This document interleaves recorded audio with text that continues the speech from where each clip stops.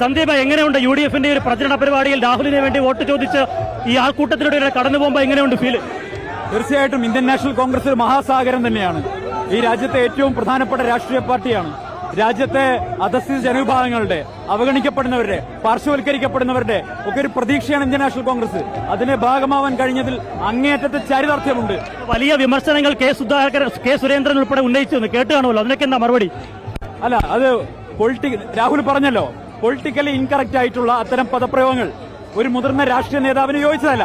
പക്ഷെ സുരേന്ദ്രന്റെ നിലവാരം കാണിച്ചു. അതാണ് അതായത് ട്രാൻസ്ജെൻഡർ കമ്മ്യൂണിറ്റി ഒരുപാട് മുന്നോട്ട് പോകുമ്പോഴും ഇപ്പോഴും ആക്ഷേപിക്കാൻ വേണ്ടിയിട്ട് ആ പദം ഉപയോഗിക്കുന്നെങ്കിൽ ആ പദമൊക്കെ അഭിമാനമുള്ള കാര്യങ്ങളാണ്. അത് അദ്ദേഹം മനസ്സിലാക്കാൻ കുറെ കൂടെ കാലെടുക്കും. അന്ന് അദ്ദേഹത്തിന് RSS ആക്കാൻ കഴിയില്ല. സന്ദീപിന്റെ മുൻ നിലപാടുകളും ഫേസ്ബുക്ക് പോസ്റ്റുകളൊക്കെ ഇപ്പോൾ വലിയ ട്രോളാവുന്നുണ്ട്. അതിനൊക്കെ എങ്ങനെ കാണുന്നത്? ഞാൻ ഇട്ട നിലപാടുകൾ, ഞാൻ അന്ന് പ്രതിനിധാനം ചെയ്ത രാഷ്ട്രീയ പാർട്ടിയുടെ നിലപാടുകളാണ്. ആ നിലപാടിൽ ഞാൻ വെള്ളം ചേർത്തിട്ടില്ല. ആ നിലപാടിൽ ഞാൻ എവിടെയും വെള്ളം ചേർത്തിട്ടില്ല. പക്ഷെ ഇന്ന് ഞാൻ പ്രതിനിധാനം ചെയ്യുന്ന പാർട്ടിയുടെ നിലപാടുകളാണ് എനിക്ക് ഇന്നു മുതൽ പറയാനുള്ളത്. അത് തീർച്ചയായിട്ടും ഞാൻ പറയും. പഴയ നിലപാടുകൾ പഴയതാണ്. അങ്ങനെയാണെങ്കിൽ അശോക് ചവാനെതിരെ നരേന്ദ്രമോദിയും അമിത്ഷായും ഒക്കെ നടത്തിയിട്ടുള്ള പ്രസംഗങ്ങൾ കൂടി ഈ പറയുന്ന ആളുകൾ സോഷ്യൽ മീഡിയയിൽ നിന്ന് പങ്കുവയ്ക്കട്ടെ. വർഗീയ ചേരിയിൽ നിന്ന് ആര് മതേതര ചേരിയിലേക്ക് വരുന്നതും ഭയങ്കര കരുത്താണ്, ശക്തിയാണ്.